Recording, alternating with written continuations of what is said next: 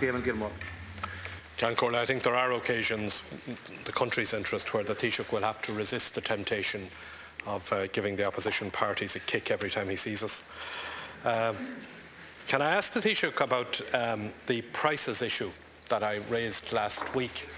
And I was glad that following my raising the issue here last Wednesday, that the Taoiseach asked the Tanaiste to get a handle on the problem.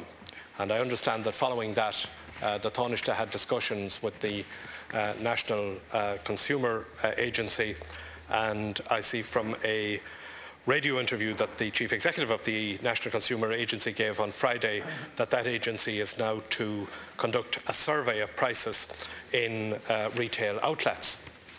I think, Taoiseach, that what is required to deal with the prices problem that I raised last week is a bit more than a survey.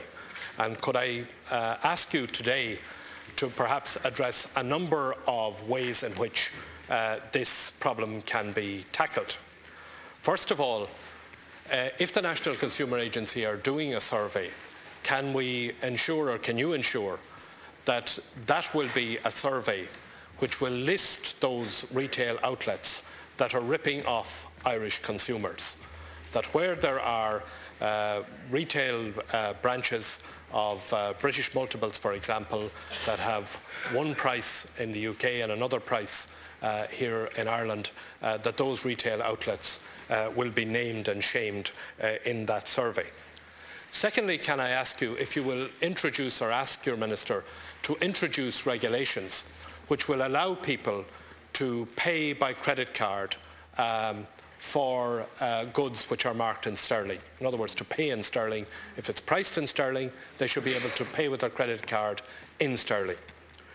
Thirdly, can I ask you if you would ask your Minister to introduce regulations, which he's entitled to do under Section 50 of the Consumer Protection Act, for the labelling of goods, so that where prices are marked in sterling and in euro, that the euro equivalent of sterling at a particular date, I appreciate this can't be done every day because obviously exchange rates, but it can be done that you have the sterling price, you have the euro equivalent with whatever date it's marked at, and you have, if they're charging a separate price in euros, that's marked so that the consumers can see the extent to which they're being ripped off.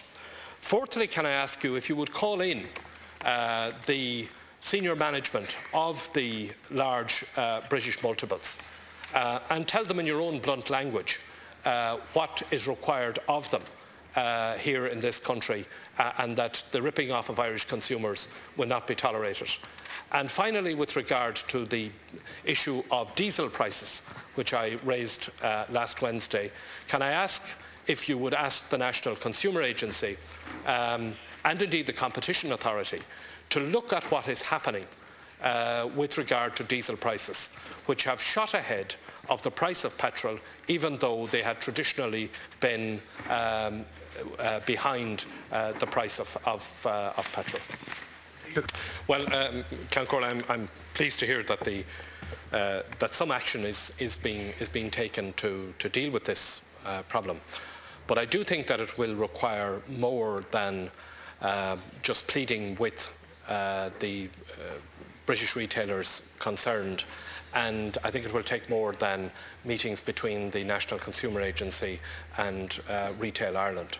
And I think that the government needs to show that, if necessary, it will flex its muscles on this. I mean, this has gone on for quite a while. We have the change in the relationship between the euro and sterling has been in play for quite some time, and the value of it has not been passed on to the Irish consumer. And with each passing day, consumers are continuing to be ripped off. So I'm asking again, Taoiseach, and I appreciate that attention is now being given to it, and I'm glad of that, arising from the question that I raised last Wednesday. But I think that first of all, the full powers of the Consumer Protection Act need to be used by the Minister. And there are powers in that Act which provide for regulation, that the Minister can make regulations in relation to labelling, which I understand would include labelling in regard to prices.